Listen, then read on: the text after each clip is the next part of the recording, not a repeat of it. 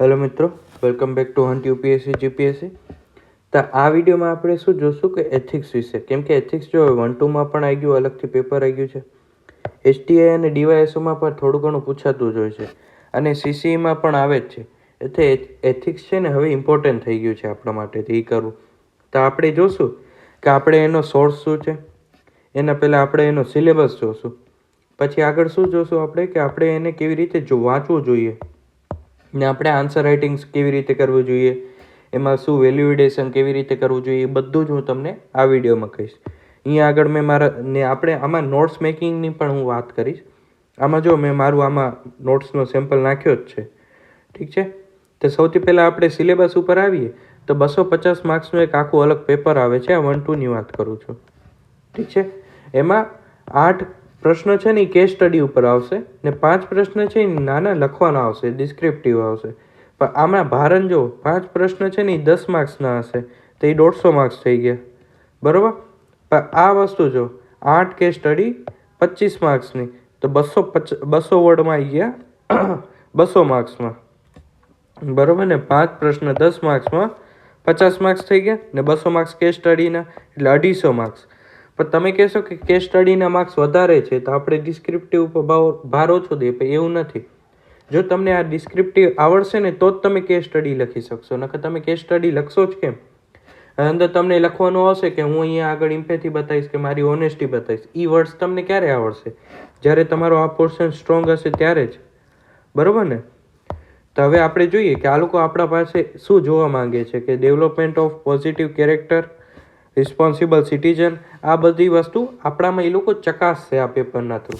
તો આપણે સૌથી પહેલાં સિલેબસ જોઈએ, ethics in public and personal life, બરાબર ને. હું હેડિંગ કહીશ, અંદર તો બધા કીવર્ડ્સ છે એ અલગ છે. પછી ઓનેસ્ટી, ઇન્ટિગ્રિટી, ફેરનેસ, આ બધા કીવર્ડ્સ છે અંદર. Compassion, empathising, governance, ensuring justice and dignity for all, moral courage and taking the right stand. આ બધા વિશે આપણે શું કરવાનું છે, અલગથી એક નોટ્સ બનાવી લેવાની. એ હું તમને આગળ વાત કરીશ કે કેવી રીતે કરશું.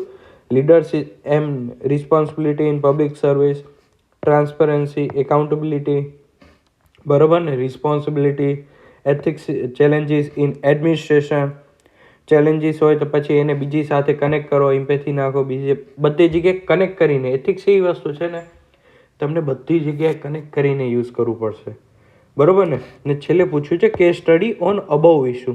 જે ઉપર આપણે જેટલા 7 ટોપિક વાંચીએ ને એ બધાનો ઉપયોગ કરીને આપણે કેસ સ્ટડી લખવાની છે. ખબર પડી ગઈ? એટલે આપણે ડિસ્ક્રિપ્ટિવ વાળા ભાગને નકારી ના શકીએ, બરાબર ને. હવે જોઈએ કે હું તમને સૌથી પહેલાં કહીશ કે જો તમે બિલકુલ કાંઈ જ નથી કર્યું, તમને ખબર જ નથી એથિક્સ શું છે, તો હું તમને 2 સજેશન આપીશ. એક તો તમે ઝીરો તૈયારી છે, જો તમને ક્યાંય, હું નથી કહેતો કોચિંગ લઈ લો કે કાંઈ નહીં, તમારી ઈચ્છા. જો તમને કાંઈ ખબર જ નથી તો કોચિંગના વિડીયો જોઈ લેવાના. ટેલિગ્રામ ઉપર ઘણી જગ્યાએ ફ્રી મળી જ જતા હોય છે મોસ્ટલી, બરાબર ને.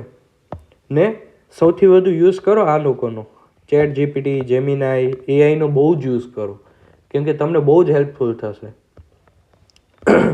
બીજી વાત છે, તમે થોડા ઘણા તૈયાર છે, તમને ખબર છે કે આ એથિક્સ વિષય છે, મારે થોડું ઘણું તમને ખબર છે, તો તમે ટોપર્સની નોટ્સ જુઓ, ટોપર્સની કોપી જુઓ, કીવર્ડ્સ તમે તમારે ઇમ્પ્રૂવ કરો અને સ્ટ્રક્ચરિંગ કરતા શીખો. તમને આ સજેશન આપીશ.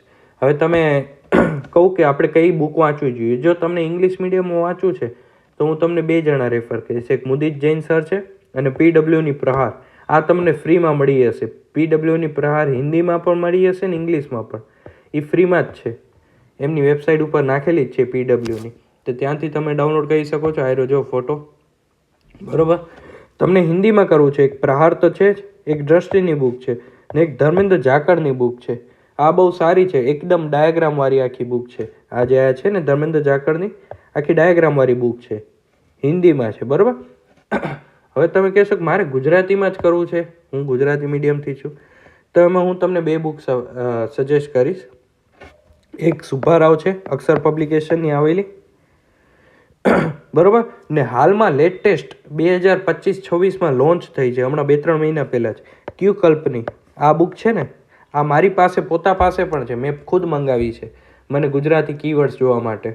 તો આ બુક બહુ સારી છે. આનો રિવ્યૂ વિડીયો મેં નાખી દીધો છે, તમે જોઈ લેજો. બરાબર ને, હું અહીંયા આગળ ક્યાંક લિંક નાખી દઈશ, તમે જોઈ લેજો આ બુકનો રિવ્યૂ. બહુ જ મસ્ત બુક છે. બરાબર ને, પણ છતાંય તમે જોઈને જ લેજો તમારી મરજી પ્રમાણે. ઠીક છે, આ થઈ ગઈ બુકની વાત. હવે આપણે જોઈએ કે કેવી રીતે વાંચવું જોઈએ આપણને. તો સૌથી પહેલી રીડિંગ આપણને કેવી કરવી જોઈએ? લાઈક આપણને નોવલ કે આપણે કોઈ કથા કે બુક વાંચતા હોય ને એવી રીતે આપણે વાંચવું જોઈએ, કોઈક વાર્તા કે એવી રીતે. બરાબર ને, ને આપણને અન્ડરસ્ટેન્ડ કરવાનું છે કે શું શું વસ્તુ આવે છે અંદર.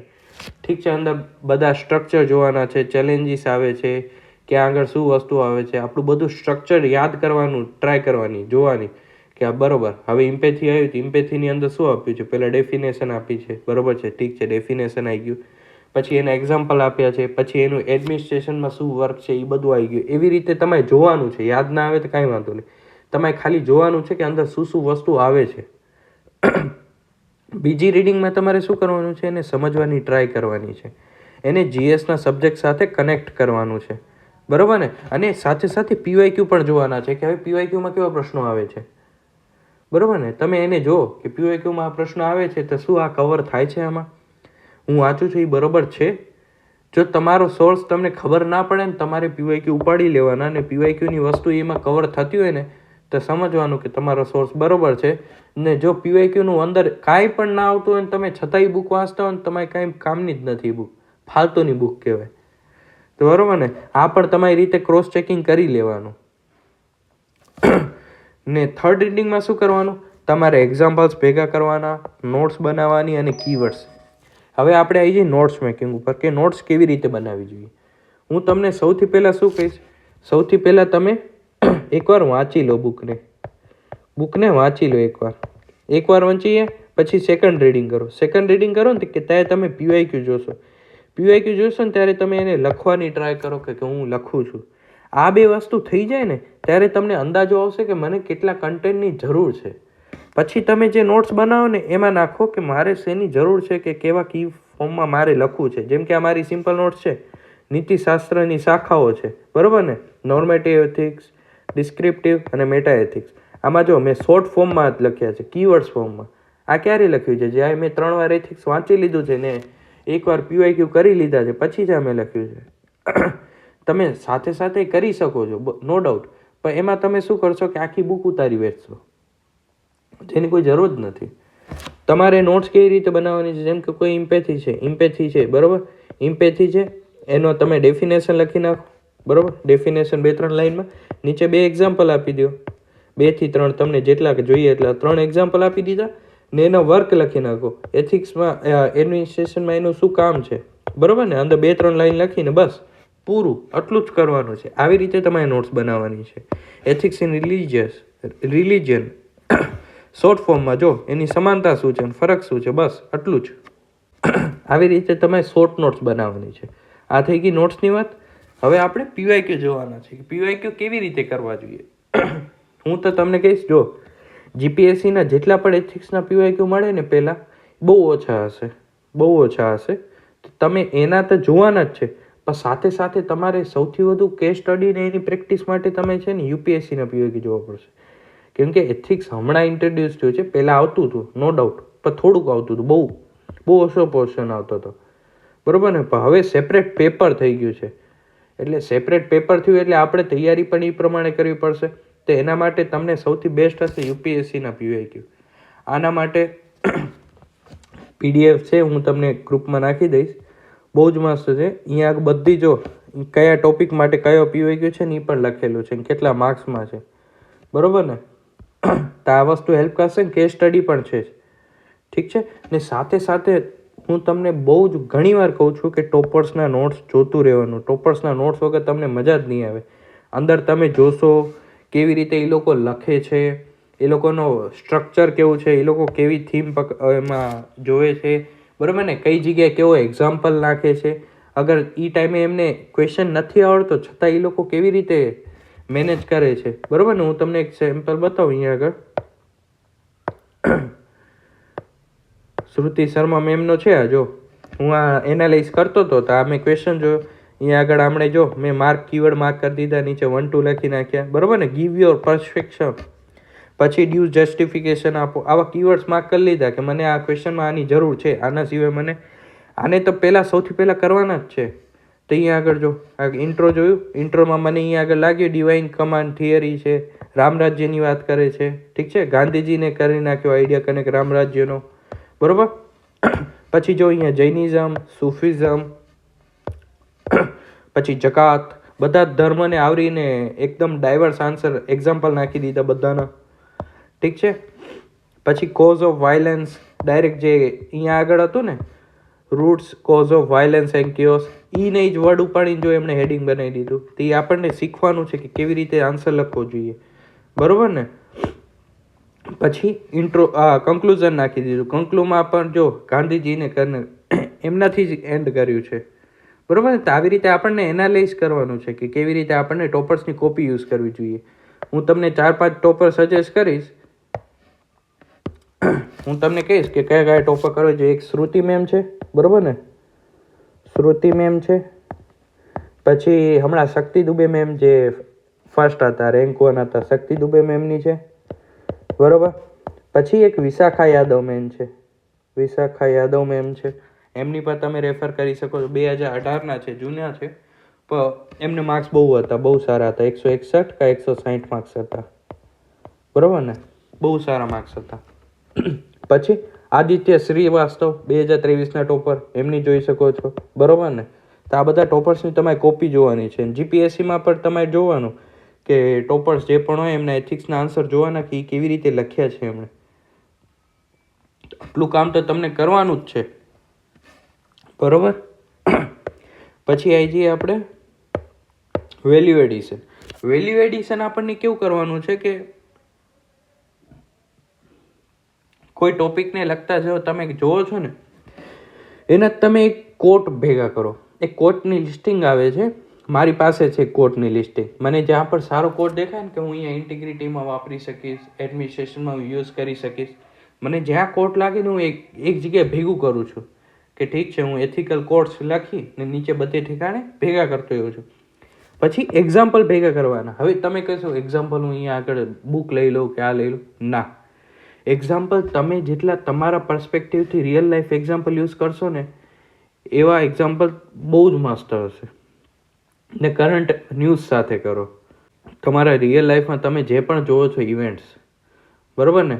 હમણાં વુમન ટીમ જે ફર્સ્ટ ટાઈમ જીતી વર્લ્ડ કપ, બરોબર ને, હમણાં જ એ જીત્યા પછી આપણી બ્લાઇન્ડ વુમન ટીમ હતી, એ પણ વર્લ્ડ કપ જીતી ગઈ. તો એમનો એક્ઝામ્પલ પર તમે નાખી શકો છો, બરોબર ને. એ એક્ઝામ્પલ પર તમે યુઝ કરી શકો છો એ લોકોનો. તમને રિયલ લાઈફ એક્ઝામ્પલ ઉપાડવાના.